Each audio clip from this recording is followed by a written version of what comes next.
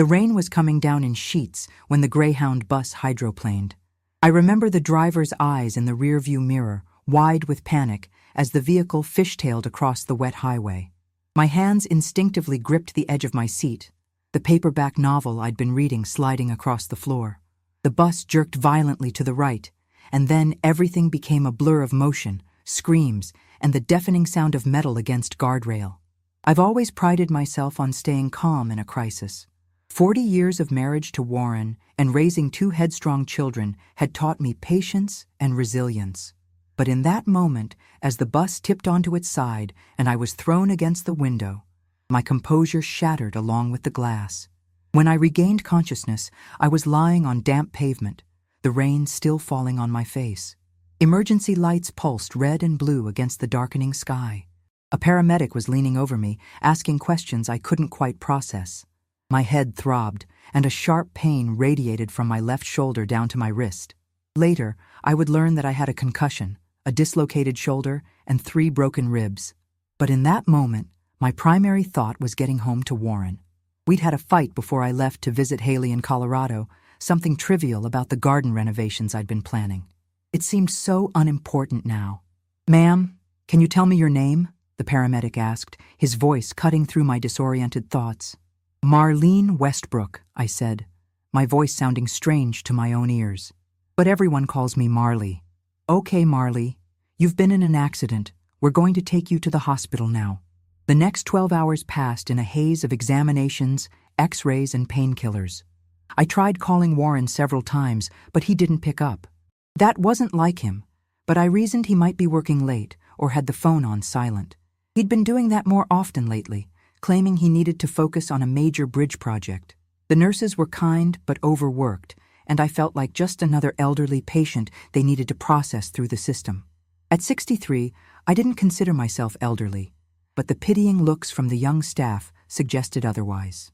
By the next morning, I had been cleared to leave, though the doctor advised against traveling alone. I ignored this advice. All I wanted was to be in my own home, in my own bed, with Warren bringing me tea, the way he had during my bout with pneumonia 3 winters ago. The hospital was about 40 miles from our house in Ridgefield, Connecticut, and I took a taxi, wincing at every bump in the road that jostled my injuries.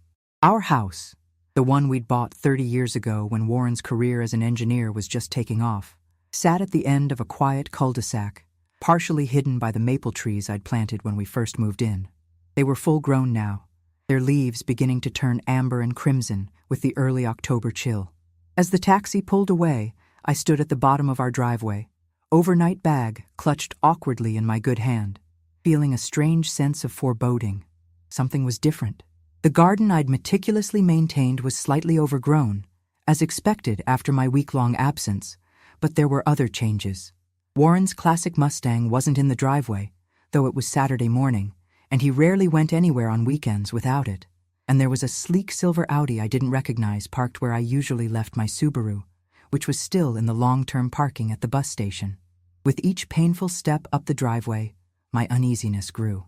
When I reached the front door and tried my key, it didn't fit. I stared at the lock in confusion, then tried again, thinking my concussion might be affecting my coordination. The key wouldn't turn.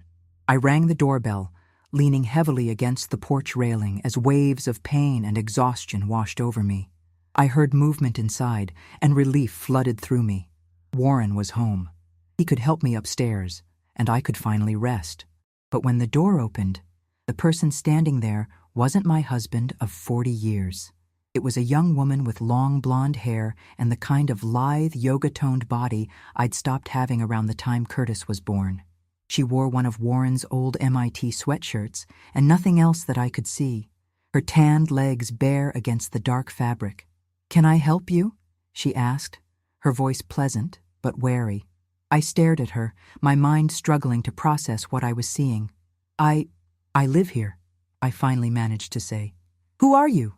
The woman's expression shifted from wariness to pity, a look I was becoming far too familiar with. "You must be Marlene," she said. "Warren mentioned you might stop by to collect your things." Before I could respond, I heard Warren's voice from inside the house. "Tiff? Who's at the door?" And then he appeared behind her, his tall frame familiar, yet somehow changed. He had trimmed his beard and was wearing the expensive watch I'd given him for our anniversary 2 months ago, the one he'd said was too flashy for his taste. "Warren," I said, my voice cracking slightly. "What's going on?" "I was in an accident. The bus crashed on the way back from Haley's, and I've been trying to call you." For a moment, I saw something like concern flash across his face, but it quickly hardened into something cold and distant. "Are you all right?" he asked, but the question felt perfunctory, without the urgency you'd expect from a husband of 40 years. "No, I'm not all right," I said, gesturing to the sling supporting my injured arm and the bruises visible on my face. "I need to come in. I don't understand what's happening here." Warren stepped forward, partially blocking the doorway. "Marley, we talked about this. Well, not about you getting hurt, and I'm sorry about that, but about us. Things haven't been right for a long time." "What are you talking about?" "We had a fight about the garden before I left, that's all." I felt dizzy, and not just from the concussion. "It wasn't just the garden," Warren said, his voice taking on the patronizing tone he used when explaining complex engineering concepts to laypeople. "It's been everything. You're always gone, always wrapped up in your plants and gardens and projects. You're never really here, Marley. Haven't been for years." I stared at him in disbelief. Yes, I'd been busy with my landscaping business before retiring, and yes, I still took on occasional design projects because I loved the work. But I'd also been the one who managed our home, raised our children, hosted dinner parties for his colleagues, and rearranged my schedule countless times to accommodate his career. "Warren, please," I said, taking a step forward. "I don't know what's going on, but I'm hurt and tired, and I just want to come inside my home." His expression hardened further. "This isn't your home anymore, Marley. I had the locks changed last week. I filed for divorce. My lawyer will be contacting you." The words hit me like a physical blow. I swayed on my feet, and for a moment, I thought I might faint right there on the porch. The young woman, Tiffany he'd called her, had the decency to look uncomfortable. "Warren, maybe she should come in for a minute," she murmured, placing a hand on his arm. "She looks really pale." But Warren shook his head. "I think it's better if we make a clean break," he said firmly. "There's a hotel down on Main Street, Marley. Why don't you go there and get some rest? We can talk about arrangements later." I couldn't believe what I was hearing. 40 years of marriage, and he was treating me like an unwanted solicitor at the door. "You can't just throw me out," I said, my shock giving way to anger. "This is my house too. My name is on the deed. Like I said, my lawyer will be in touch.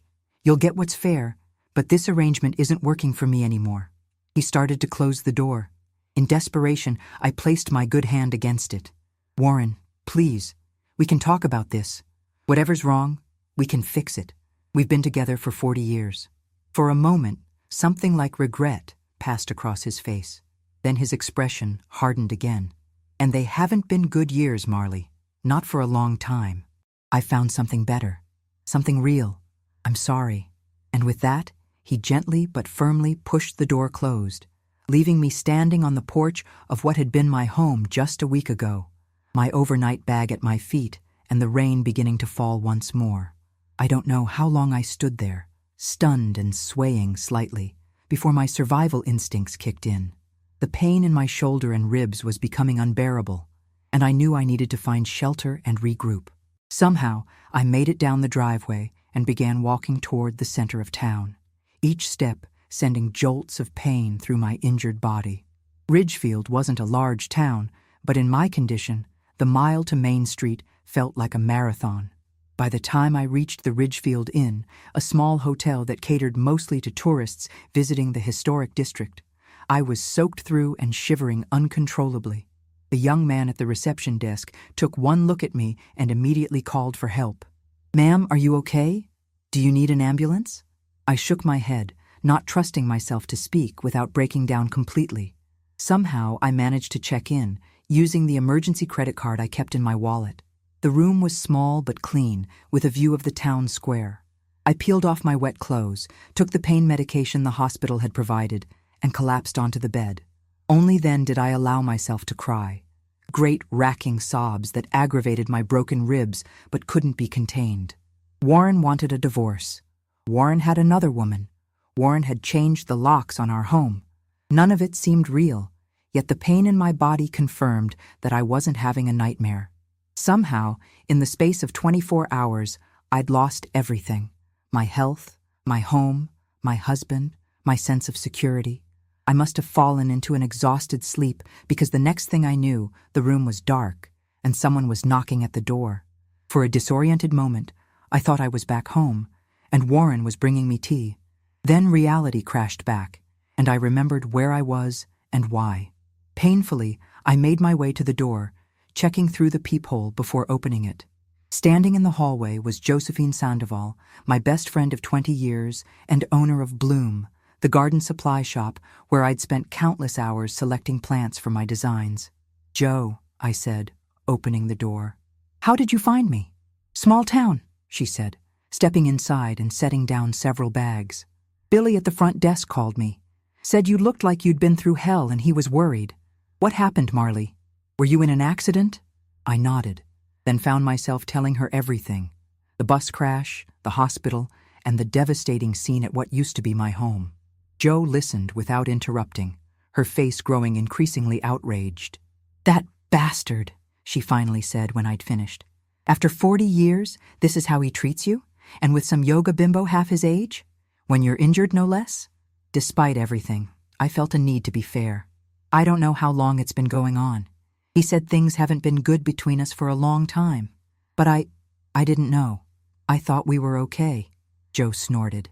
"Men, they rewrite history to justify their midlife crises. You were more than okay. You built that man's whole life for him, Marley. You raised his kids. You entertained his colleagues. You managed that house while running your own business. And now he thinks he can just throw you away?"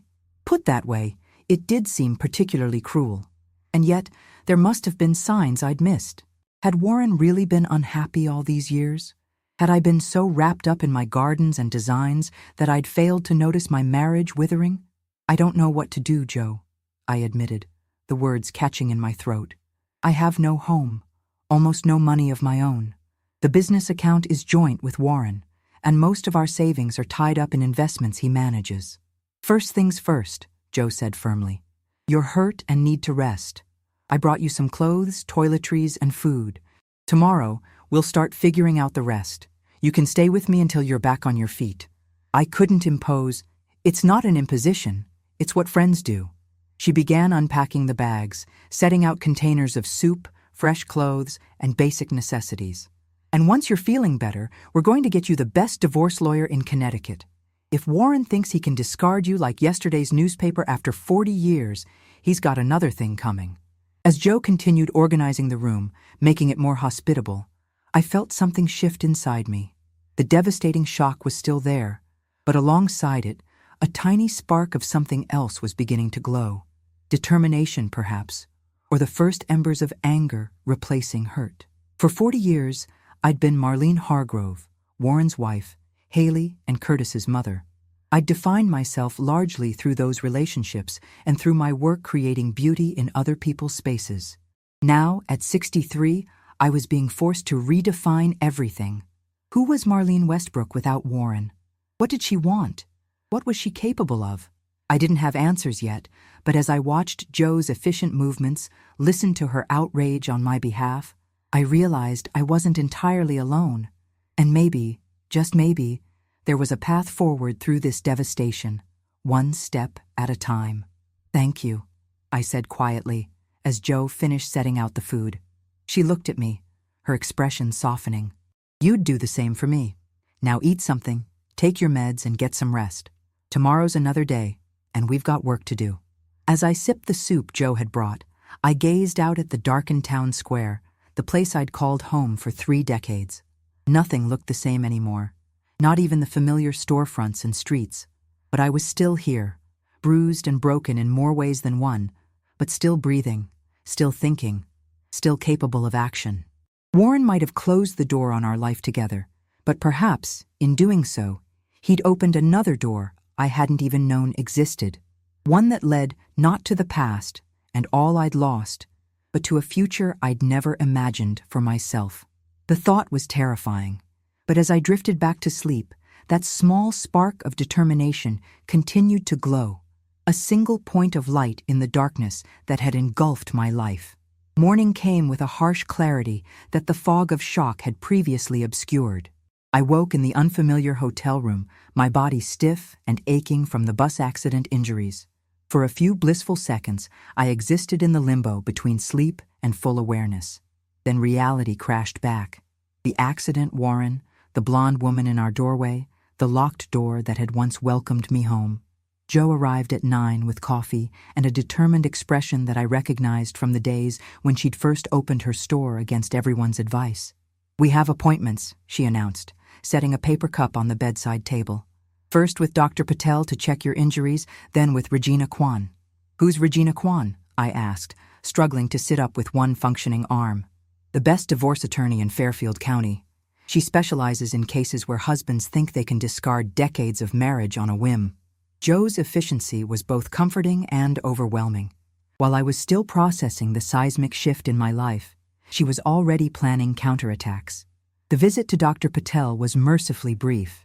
She examined my injuries with gentle competence, prescribed stronger pain medication, and advised at least 2 weeks of rest before attempting any strenuous activity.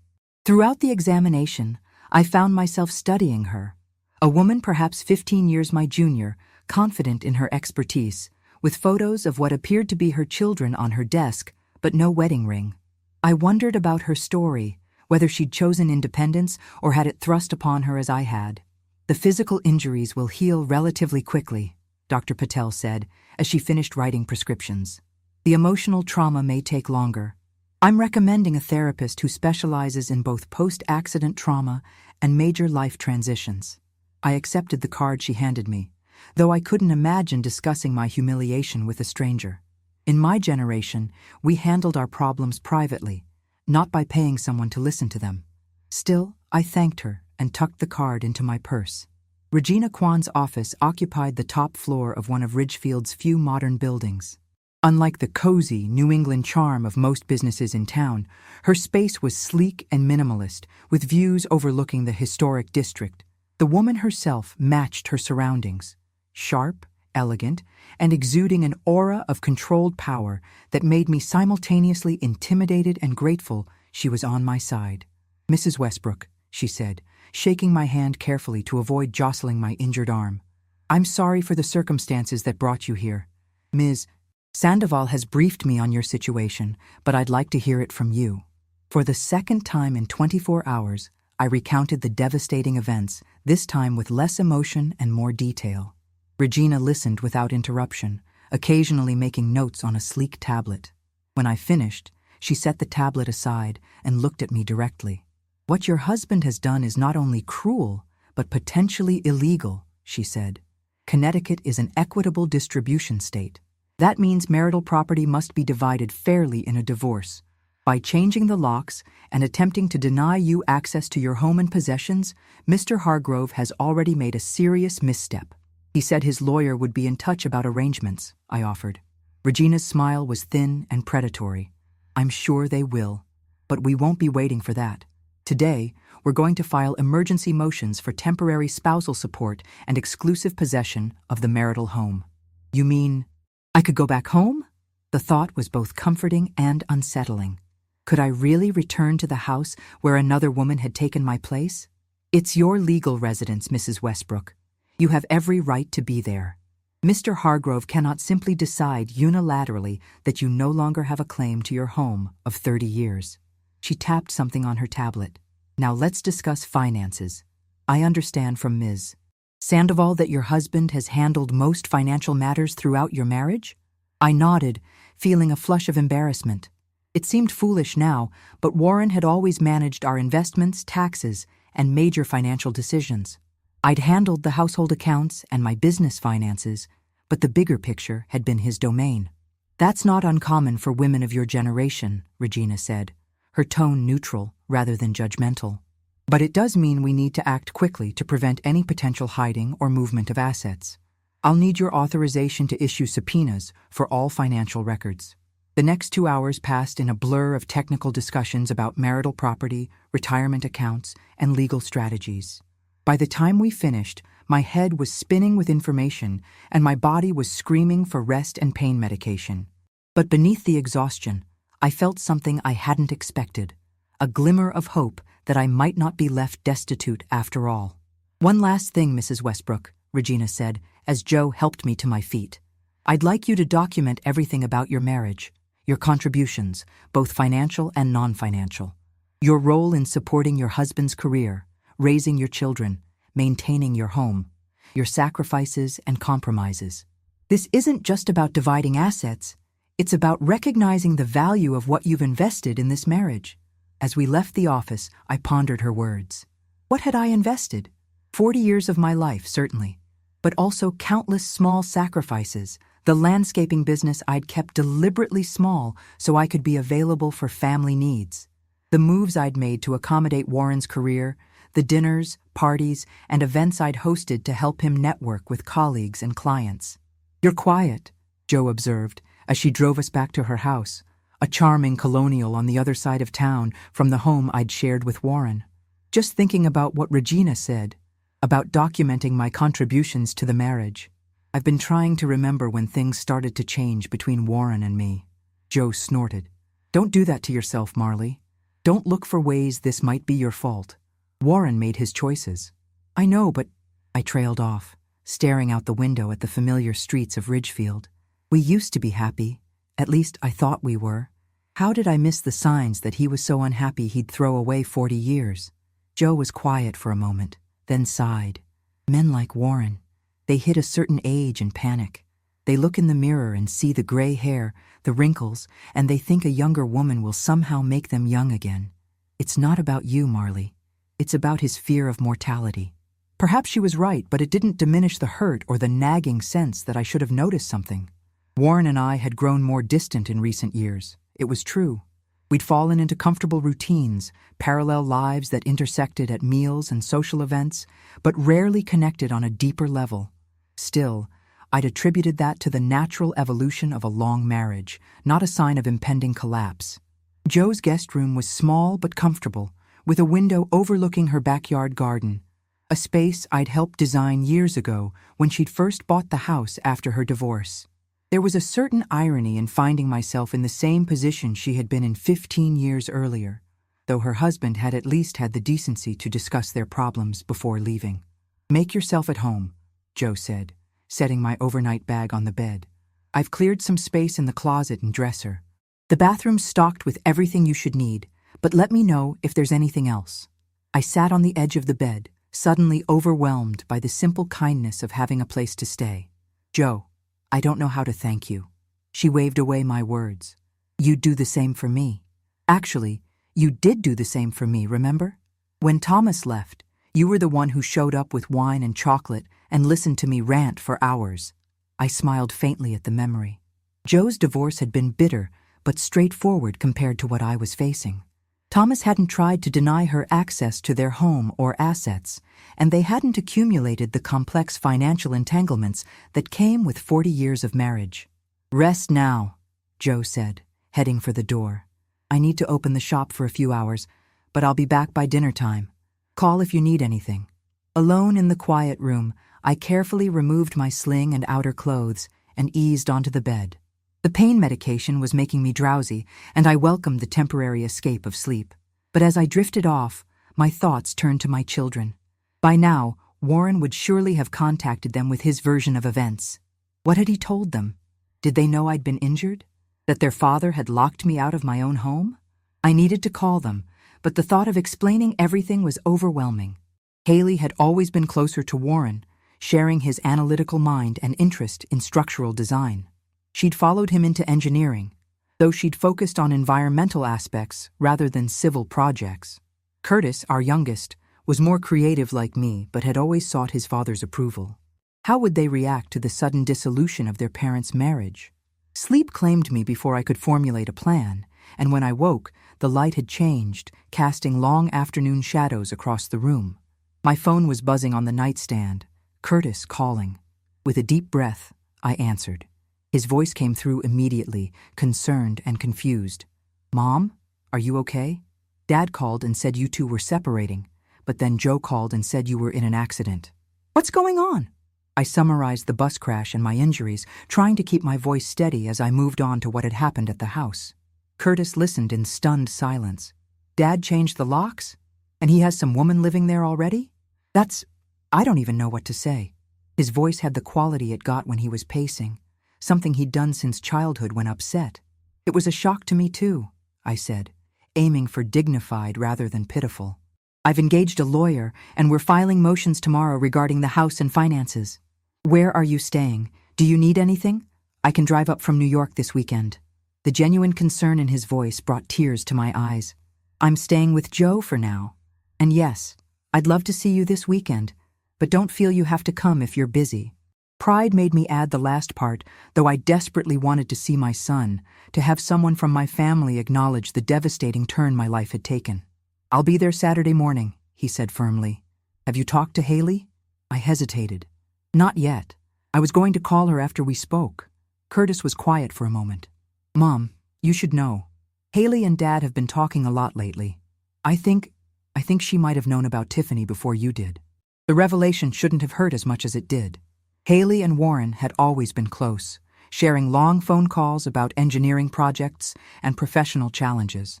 That she might have known about his affair, might have kept that secret from me. Felt like a second betrayal. I'll still call her, I said, not knowing what else to add.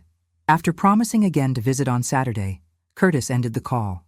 I sat for a long time staring at the phone, trying to gather the courage to call my daughter. Finally, I dialed her number, but it went straight to voicemail. Instead of leaving a message, I sent a text. Haley, I'd like to talk. Please call when you can. The response came almost immediately. In meetings all day. Dad told me what's happening.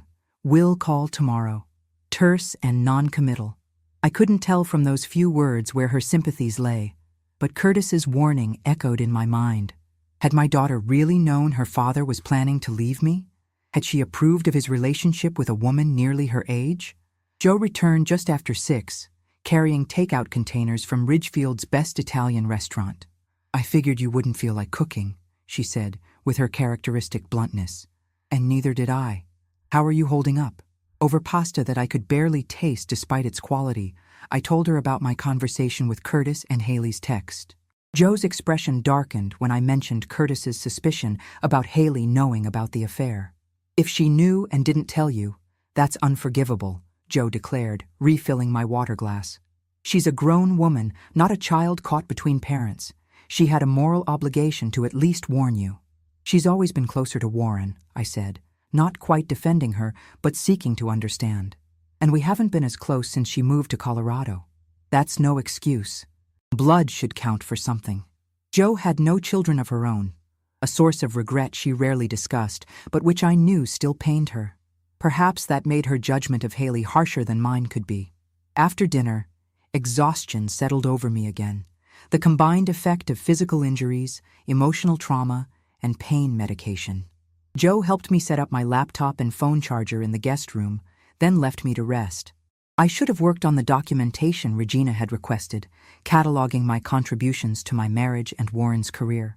Instead, I found myself opening old photo albums I'd digitized years earlier. There we were on our wedding day, Warren handsome in his rented tuxedo, me radiant in my mother's restored wedding gown. Both of us so young, so certain of our path together. There were photos of the tiny apartment we'd shared while he finished his master's degree and I started my landscaping business. Of the day we closed on our first house, of Warren holding newborn Haley with an expression of terrified wonder, of Curtis's first steps captured as he toddled toward Warren's outstretched arms. Decades of birthdays, anniversaries, graduations, holidays. The visual evidence of a life built together, moment by moment, year by year. Had it all been a lie? Or had something true and valuable simply withered without my noticing, like a plant deprived of water and light until only the dried husk remained? I closed the laptop, unable to bear any more memories. Whatever had happened between Warren and me, I needed to focus on the present and the uncertain future stretching before me. My body required healing, my finances needed securing, and my heart, well, that would have to wait. Survival came first. As I drifted toward sleep, I made a mental list of immediate concerns. Confirm the court date for the emergency motions Regina was filing. Retrieve essential items from the house if the court granted permission. Check my own bank account and credit cards to ensure Warren hadn't restricted my access. Begin looking for more permanent accommodations if returning home proved impossible or unbearable. The list should have been overwhelming, but instead, I found it oddly comforting. These were concrete problems with potential solutions, unlike the nebulous grief of a marriage ended without warning. One step at a time, I told myself, as sleep finally claimed me. Just take one step at a time. Morning brought rain again, pattering against the guest room window in a gentle rhythm that belied the chaos of my life. My body felt marginally better, though movement still caused sharp pains in my ribs and shoulder. Joe had left for the shop, leaving a note about breakfast in the refrigerator and instructions to call if I needed anything. I managed a shower, awkwardly keeping my injured arm dry with plastic wrap, and dressed in the clothes Joe had brought from the store. Simple, comfortable items that weren't my usual style, but served the purpose. As I sipped coffee at Joe's kitchen table, my phone rang. Regina Kwan, calling with news. "We've been granted an emergency hearing this afternoon at 2, she said without preamble. Judge Matthews is presiding. She's fair, but no nonsense. I need you at my office by 1 to prepare." "That's fast," I said, surprised by the quick response from the court system, which I'd always imagined moved at a glacial pace. I emphasized the urgent nature of your situation, being denied access to your home and possessions while injured. The timing worked in our favor. Judge Matthews had a cancellation this afternoon. Regina's voice was brisk, professional. Wear something conservative, but not flashy. Appearance shouldn't matter, but it does. I glanced down at the borrowed clothes, simple black pants and a blue sweater. I don't have many options at the moment. Most of my clothes are still at the house. What you're wearing now should be fine. The important thing is that you appear composed and reasonable. Mr. Hargrove's attorney has been notified. I expect they'll attend, possibly with your husband. The thought of seeing Warren in a courtroom, of having our private marital collapse made public in legal proceedings, made my stomach clench. But what choice did I have? He'd made the first aggressive move by changing the locks and attempting to exclude me from our shared home. Now I had to respond or risk losing everything we'd built together over 40 years. "I'll be there at 1, I promised, ending the call. The hours until then stretched before me, empty of purpose. On impulse, I opened my laptop again and created a new document, not the catalog of marital contributions Regina had requested, but something more personal, a letter to my younger self, the bride who'd stood beside Warren 40 years earlier, full of hope and certainty. "Dear Marley," I typed, "I wish I could tell you what's coming. Not to warn you away from Warren. The love you feel is real, and the years ahead will bring much joy alongside the pain, but to prepare you, to help you maintain your independence even within the partnership of marriage." The words flowed easily, surprising me with their lack of bitterness. I advised my younger self to keep her own bank accounts alongside joint ones, to maintain her professional identity even while supporting Warren's career, to nurture friendships outside the marriage, to remember always that she was Marlene Westbrook first, Warren's wife second. By the time I finished, it was nearly noon, and the exercise had left me feeling strangely peaceful. Nothing had changed in my present circumstances. I was still injured, homeless, and facing the dissolution of my marriage. But something had shifted in my perspective. I had survived before Warren, and I would survive after him. The path ahead was unclear, but I had resources beyond him, my skills, my friends, my resilience. I called Joe to let her know about the court hearing. She immediately offered to close the shop early to accompany me, but I declined. This was something I needed to face alone, or at least with only Regina beside me. I ordered a taxi, carefully applied light makeup to cover the worst of the bruising on my face, and steeled myself for the first public battle in what promised to be a lengthy war. The courthouse, like most of Ridgefield's municipal buildings, was a stately colonial structure with white columns and imposing wooden doors. I'd passed it countless times over the years without ever going inside. Now, as the taxi dropped me at the entrance, I took a deep breath and straightened my shoulders despite the pain. Whatever happened in the next few hours, I would face it with dignity. Warren had already taken my home and my security.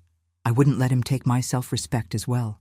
Regina Kwan was waiting for me in the marble-floored lobby of the courthouse, her charcoal gray suit and crisp white blouse a stark contrast to my borrowed clothes. She didn't comment on my appearance, but gave me an approving nod before leading me to a small conference room where we could speak privately before the hearing. Judge Matthews is known for being thorough but efficient, she explained, arranging documents on the table between us. She'll want to hear both sides, but won't tolerate grandstanding or emotional displays. Stick to the facts, answer only what's asked, and let me handle the legal arguments. I nodded, my mouth too dry for speech.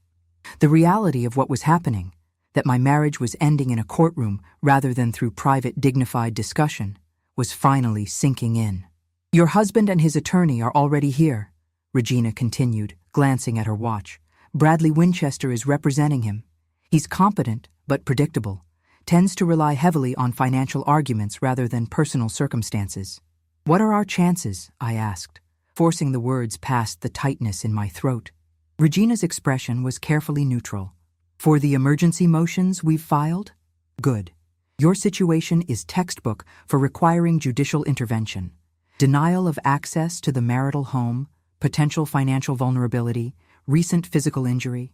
For the larger divorce settlement, it's too early to say, but Connecticut law is generally favorable to long-term spouses in your position. Before I could ask more questions, there was a knock at the door, and a court officer informed us that Judge Matthews was ready. Regina gathered her materials with practiced efficiency, and I followed her into the courtroom, my heart pounding so loudly I was certain everyone could hear it. The room was smaller than I'd expected, with dark wood paneling and uncomfortable-looking benches. Warren was already seated at one table, with a silver-haired man I assumed was Bradley Winchester. He didn't turn as I entered, his back rigid and unfamiliar in an expensive suit I hadn't seen before. Judge Matthews, a woman perhaps a decade younger than me with steel-gray hair and piercing blue eyes, called the court to order. The proceedings moved quickly after that, with Regina presenting our emergency motions and the circumstances that necessitated them. She emphasized my injuries, the length of our marriage, and the shocking manner in which I'd been denied access to my home. When Bradley Winchester rose to respond, his argument focused on Warren's substantial financial contributions to the marriage and his client's generous offer to provide temporary support while divorce proceedings progressed. Your Honor, Winchester said smoothly, Mr. Hargrove has every intention of providing appropriate financial support to Mrs. Westbrook. He simply felt that a clean separation was in everyone's best interests, given the deterioration of the marital relationship over recent years. Judge Matthews's expression remained impassive. Mr. Winchester, I'm less concerned with your client's intentions than with his actions. Changing the locks on the marital home while his wife of 40 years was away, regardless of the state of their relationship, was inappropriate at best and potentially illegal at worst.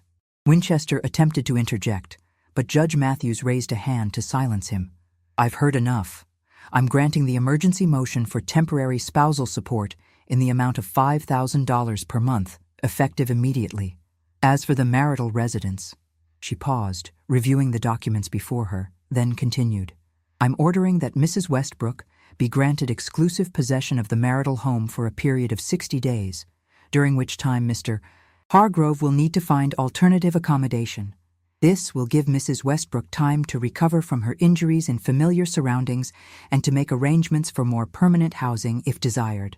I felt a surge of vindication, quickly followed by uncertainty. Return to the house where Warren and Tiffany had been living? The thought was both appealing and disturbing. It was my home, the place I'd lovingly maintained for decades, but it would also hold fresh memories of betrayal now. Judge Matthews wasn't finished. Additionally, I'm issuing a temporary restraining order preventing either party from disposing of or transferring any marital assets exceeding $5,000 in value without written agreement from both parties or further court order. Mr. Hargrove will provide Mrs. Westbrook's attorney with a complete accounting of all marital assets within 7 days. She looked directly at Warren for the first time. Mr. Hargrove, while I understand that marriages end for many reasons, the manner in which you've chosen to end yours shows a disturbing lack of respect for your wife's dignity and legal rights. I strongly suggest you approach the remainder of these proceedings with greater consideration." Warren's face remained expressionless, but I saw his jaw tighten, a familiar sign of suppressed anger that I'd learned to recognize over 40 years of marriage. With a few final instructions about filing deadlines for the formal divorce proceedings, Judge Matthews adjourned the hearing. Regina gathered her materials, a small smile of satisfaction playing at the corners of her mouth. "A good start," she murmured as we prepared to leave. "The judge clearly didn't appreciate your husband's tactics." I nodded, but my attention was on Warren, who was having an intense, whispered conversation with his attorney. Would he acknowledge me? Apologize for locking me out? Offer some explanation beyond the vague complaints he'd given on the porch? He did none of those things. After finishing with Winchester, Warren stood, straightened his tie, and walked toward the exit without once glancing in my direction. The deliberate snub hurt more than I wanted to admit. "When can I return to the house?" I asked Regina, watching Warren's retreating back. "The court order takes effect immediately. I'd suggest tomorrow morning. That gives your husband time to pack some essentials and make arrangements." She gave me an assessing look. "Would you like me to accompany you? Or perhaps have a friend there?" The thought of facing Warren and possibly Tiffany alone was daunting, but I nodded. "Joe will come with me. And maybe my son. He's arriving Saturday." "Good. Document everything when you return. Any damage, missing items, changes to the property. Take photographs. And call me immediately if there are any problems with your husband vacating as ordered." Regina's tone was matter-of-fact, but her expression held genuine concern. "This is just the beginning, Mrs. Westbrook. Prepare yourself for a potentially lengthy process." As I left the courthouse, I felt oddly hollow. I'd won this initial skirmish, secured temporary financial support, regained access to my home, but the victory brought little satisfaction. 40 years reduced to legal arguments and court orders, love and shared history replaced by attorneys and judges. Was this really what Warren wanted? What either of us deserved? Jo was waiting at her house when I returned, eager for news of the hearing. Her outrage at Warren's behavior had not diminished with time. If anything, it had intensified as she'd had more opportunity to reflect on what she termed his despicable treatment of me. "So you get the house back? That's fantastic," she exclaimed when I related Judge Matthews's ruling. "When can we go get your things?" "Tomorrow morning." Regina suggested giving Warren time to pack and make arrangements to leave. I sank onto Joe's sofa, suddenly exhausted despite the relatively short court appearance. "I'm not sure how I feel about going back there, Joe. It's my home, but now it's also the place where he betrayed me, where he brought another woman." Joe's expression softened from righteous anger to sympathy. "I understand. After Thomas left, I couldn't bear to sleep in our bedroom for months. Ended up on the couch most nights." She sat beside me, taking my hand. "But it's still your house, Marley, your garden, your life. Don't let what Warren did take that from you, too." That night, I slept fitfully, my dreams a confused jumble of courtrooms and empty houses. I woke early, anxiety about the coming confrontation making further rest impossible. Jo had already prepared coffee and a light breakfast, her usual brisk efficiency tempered with gentle concern. "Howard called," she said, referring to her neighbor, Howard Tanner, a widower who occasionally helped with heavy lifting at her shop. "He's offered to come with us to help move anything you need." I shook my head. "Not today. I just want to assess the situation first, see what condition the house is in. Maybe after Curtis arrives on Saturday, we can move some of the heavier items if needed." Jo nodded, not pushing the issue. She understood my need to reclaim my space gradually, to adjust to the new reality of my life one step at a time. As we drove toward what had been my home for 3 decades, I tried to prepare myself for what we might find. Would Warren be belligerent, challenging the court order? Would Tiffany be there, her presence a deliberate reminder of what had replaced me? Or would the house be empty, Warren having retreated without further confrontation? The last scenario proved correct. When we pulled into the driveway, Warren's Mustang was gone, as was the silver Audi that had been parked there during my previous visit. The house looked exactly as it always had from the outside. The maple trees I'd planted swaying gently in the autumn breeze. The garden showing signs of neglect, but still beautiful in its fall colors. Jo reached over and squeezed my hand. "Ready?" I nodded, not trusting myself to speak. We approached the front door, and with trembling fingers, I tried my old key. To my surprise, it worked. Warren or someone had changed the locks back to the original. Stepping inside felt surreal. The foyer was exactly as I remembered it, with the antique hall table I'd restored and the landscape paintings I'd selected. But as we moved deeper into the house, subtle differences became apparent. Warren's favorite leather recliner was missing from the living room. The wall of family photographs had been disturbed, with several frames now absent. I noted with a pang that most of the missing photos were of Warren with the children, leaving behind primarily those featuring me or the kids alone. The kitchen showed signs of recent occupancy, a coffee mug in the sink, a faint lingering scent of unfamiliar perfume. I opened the refrigerator to find it nearly empty, except for condiments and a half-empty bottle of white wine I didn't recognize. Warren preferred red. He cleared out quickly, Joe observed, opening cabinets to assess what remained. Took his clothes, personal items, some electronics from what I can see. I nodded, continuing my silent inventory of the house. Our bedroom, my bedroom now, showed the most dramatic changes. Warren's closet was empty, the drawers that had held his clothes now bare. The king-sized bed we'd shared for decades had been stripped of linens, the mattress bare. On Warren's nightstand, where he'd kept reading glasses, a water carafe, and usually a history book or biography, there was now only dust outlines showing where objects had been. My side of the room remained untouched, my books still stacked on the nightstand, my reading lamp positioned just as I'd left it before my trip to Haley's. The effect was eerie, as if half a life had been erased while the other half remained frozen in time. "We should document everything," I said, remembering Regina's advice. "Take photos of what's missing, what's been changed." Joe nodded, pulling out her phone to begin photographing the rooms. I continued my inspection, noting with relief that most of the furniture and artwork remained. Warren had apparently taken only his personal possessions and a few items with particular sentimental value to him.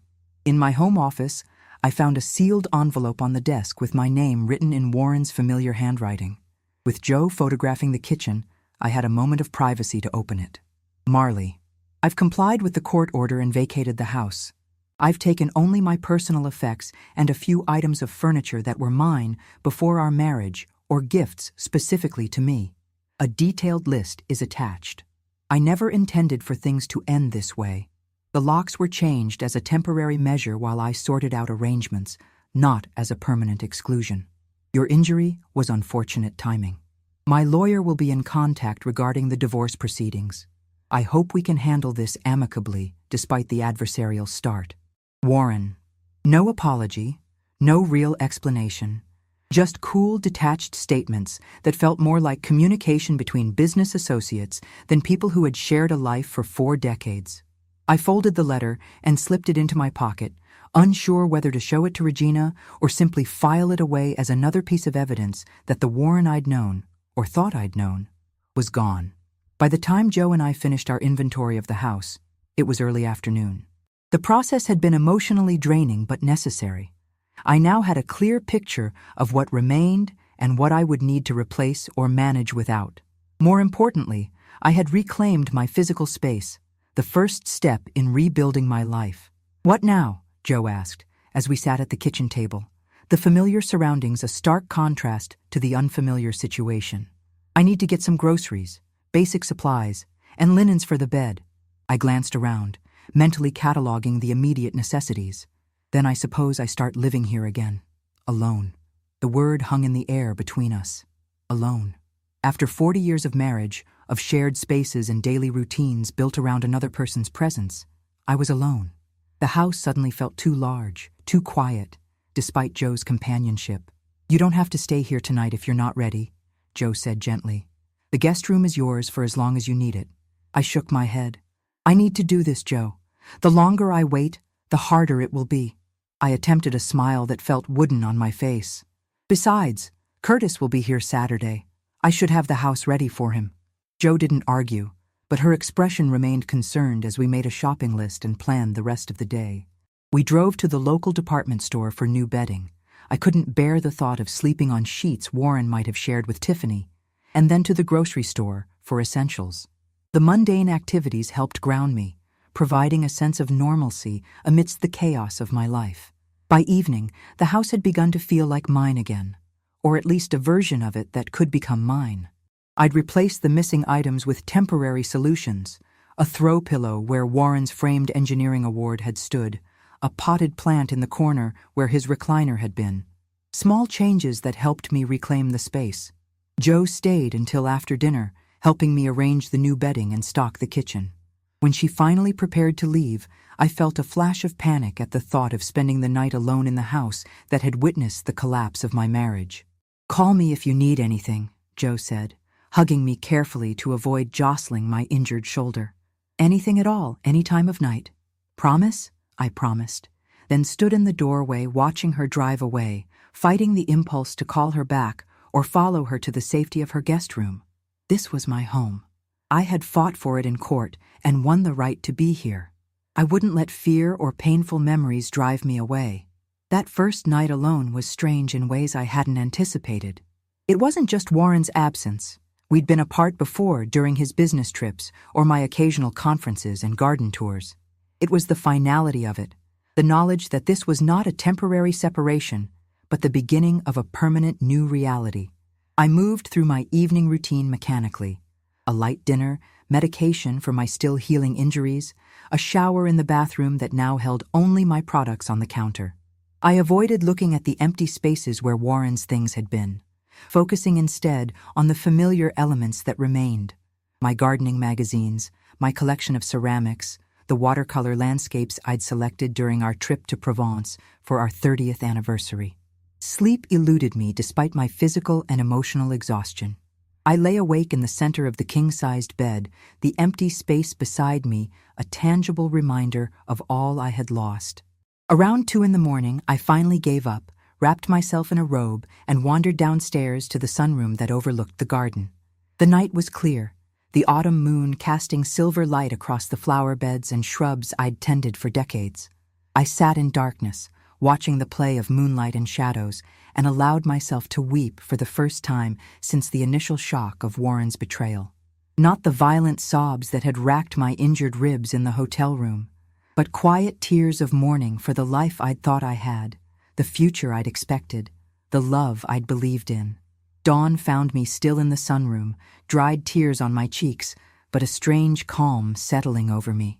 As the first light touched my garden, illuminating the late-blooming asters and sedum I'd planted, I realized that while Warren had taken much from me, he hadn't taken everything.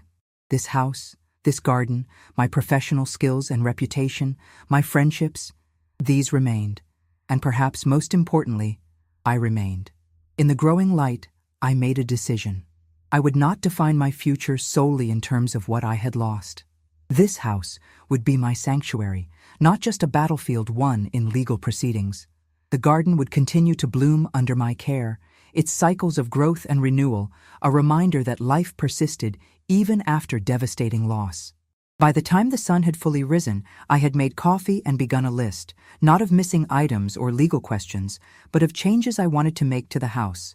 The guest room Warren had used as a home office would become a true studio for my landscape design work. The formal dining room we'd used only for occasional dinner parties would be repurposed as a comfortable reading nook. The master bathroom Warren had always dominated with his preference for stark, utilitarian spaces would be redesigned with the soft colors and natural elements I'd always favored. Small acts of reclamation, of asserting my presence and preferences in spaces that had been compromised. Not erasing Warren, our shared history remained in the foundation of the house and my life, but building something new atop that foundation, something that reflected who I was now and who I might become. Curtis called mid-morning to confirm his arrival time for Saturday, his voice carrying the protective concern of a son who had suddenly found his family structure upended. I reassured him that I was managing, that the court hearing had gone well, that I was back in the house and beginning to adjust. I didn't mention my sleepless night or moments of overwhelming grief. He would see enough of my vulnerability when he arrived. No need to burden him further from a distance. "Have you heard from Haley?" he asked cautiously. "No. I texted her, but she hasn't called." The hurt of my daughter's silence was a constant ache beneath the more immediate pain of Warren's betrayal. Curtis's sigh carried through the phone. She's in a difficult position, Mom.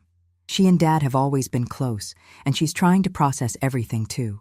I bit back the response that sprang to mind, that, as the abandoned spouse recovering from physical injuries, perhaps my need for support outweighed my daughter's processing difficulties. Instead, I simply acknowledged his point and changed the subject to his travel plans. After we hung up, I returned to my list of home modifications, but my concentration was broken. Haley's continued silence weighed heavily on me. Was Curtis right about her simply needing time, or had she truly chosen sides, aligning herself with Warren despite his cruel treatment of me? And if so, what did that mean for our relationship moving forward? Questions without immediate answers, problems without easy solutions. Like so much in this new phase of my life, they would require patience, resilience, and a willingness to navigate uncertain terrain. But as I looked out at my garden, at the sturdy perennials that had weathered countless seasons of harsh winters and destructive storms only to return stronger each spring, I found a measure of hope. I too could weather this season of loss and emerge, perhaps not unchanged, but still capable of growth and renewal. With that thought sustaining me, I turned my attention to preparing for Curtis's visit. My son was coming home, not to the intact family he'd always known, but to a mother determined to build something meaningful from the wreckage of her marriage. It wasn't the legacy I'd planned to leave my children, but perhaps it could still be one of strength and dignity rather than bitterness and defeat. Curtis arrived early Saturday morning with determined energy and a rental car full of groceries.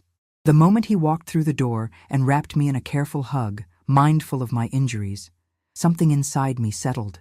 Having my son here made the house feel like home again, even if our family was irrevocably changed.